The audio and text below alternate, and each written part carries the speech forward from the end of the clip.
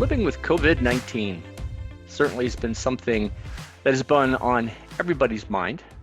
AgSafe Alberta would like to present Living with COVID-19 on the Farm. I'm Rob Pedersen, and I'll be your AgSafe Alberta advisor.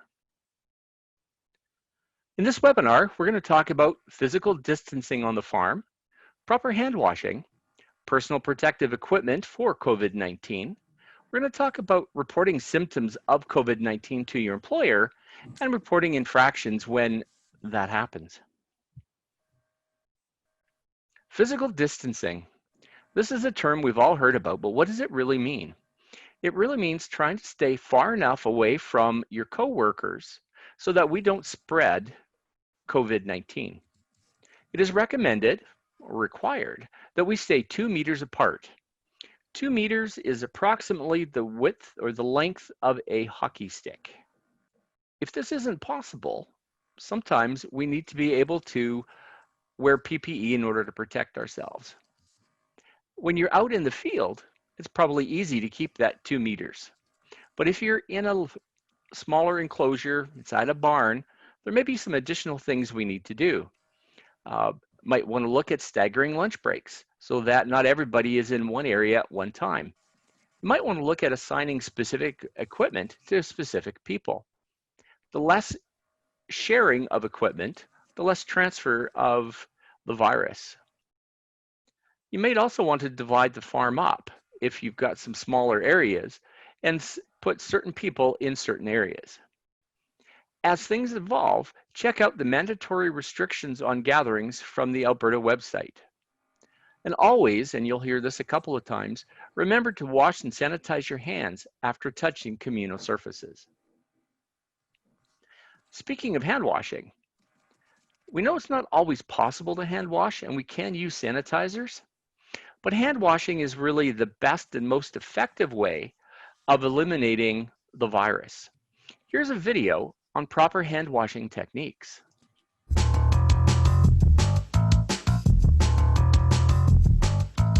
Hand washing should take you about 1 minute. Use a timer or count from 1 to 10 in each of the following steps. Wet hands with water and apply enough soap to cover all surfaces of the hands.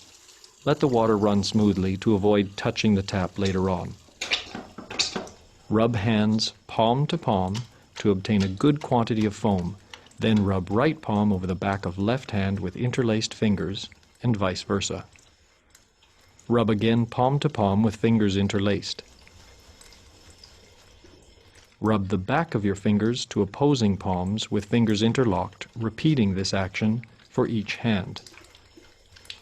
Rub rotationally left thumb clasped in right palm and vice versa. To clean the tips of the fingers, rub rotationally backwards and forwards with clasped fingers of right hand in left palm and vice versa. Rinse hands thoroughly with running water. Dry hands thoroughly with a single-use towel. If the tap is not elbow operated, use this towel to turn off the tap without touching it directly. Your hands are now clean and safe.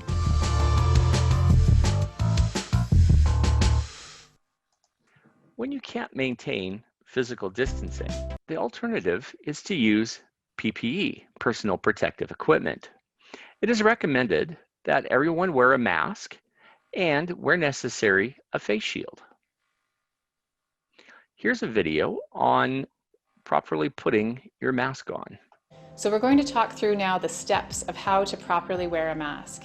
The very first thing to do is to wash your hands well and thoroughly. Make sure that you have clean hands before you put the mask on. The next thing you do, you pick the mask up with your clean hands and you put it on, putting the ear loops over your ears and then making sure that you adjust it so that it covers both your nose and your mouth, so that it covers half of your face.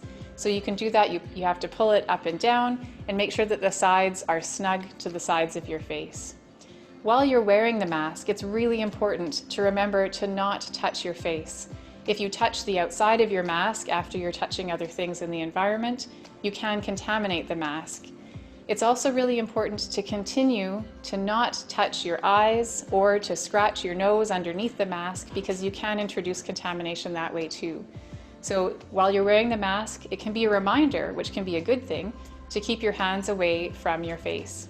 When you're finished wearing the mask, the first thing you need to do before you take the mask off is clean your hands well. You can wash your hands for 20 seconds with soap and water, or you can use hand sanitizer. With those clean hands, you can take the mask off, and then you need to make sure what you're thinking about is that mask now has any of the germs that you might have put into it as you've been breathing. So if you've been wearing the mask for a few hours, it might be slightly damp. If it's a cloth mask, ideally you would have a bag that you can put that cloth mask into, seal it up, and make sure that it goes into the laundry when you get home. If it's a disposable mask, you need to put it directly into the garbage. Make sure that you're thinking about that mask as something that could possibly be a source of infection for other people, so you need to dispose of it right away. The next thing you need to do is wash your hands again. As soon as you've finished getting rid of the mask, make sure that you're cleaning your hands, because you've just touched that object that could potentially have had germs on it. And when you've finished washing your hands, then you're good to go. And you can put on a new mask. If you're wearing a cloth mask, they can get damp or moist after a few hours, so it is a good idea to change them regularly throughout the day if you are wearing a mask for the whole day. If you're wearing a disposable mask, make sure that you change it. If it gets damp, if it gets dirty, then it should be taken off and replaced again.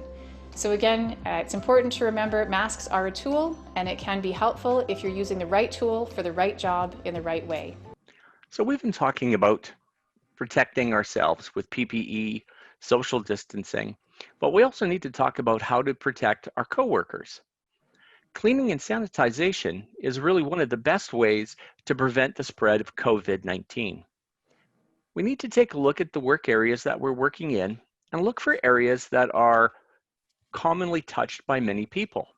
This might be cell phones, gates and latches, tabletops, control panels, the mouse and keyboard at your computer, hoist gates, stair railings, just going up and down the stairs. First aid equipment, always want to keep that clean.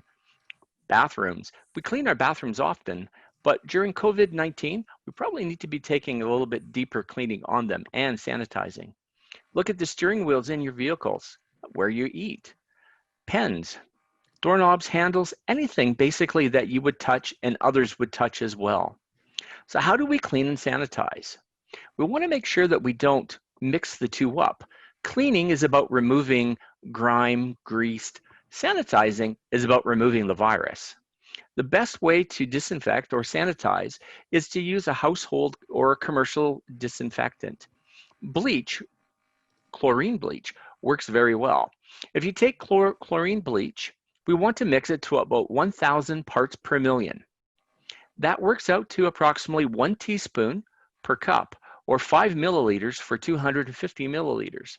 Or if you're mixing a bigger container, 4 teaspoons, approximately 20 milliliters for every liter.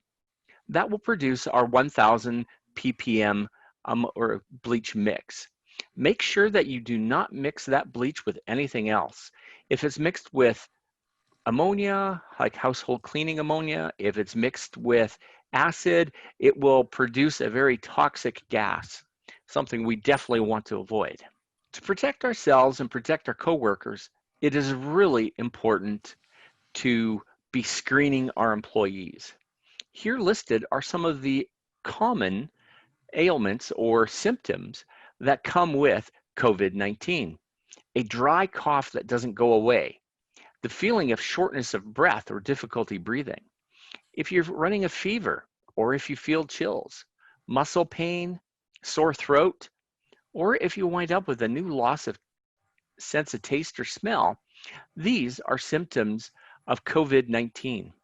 If you experience any of these, make sure you isolate yourself from your coworkers, notify your supervisor, notify your employer, and most importantly, stay away from other people.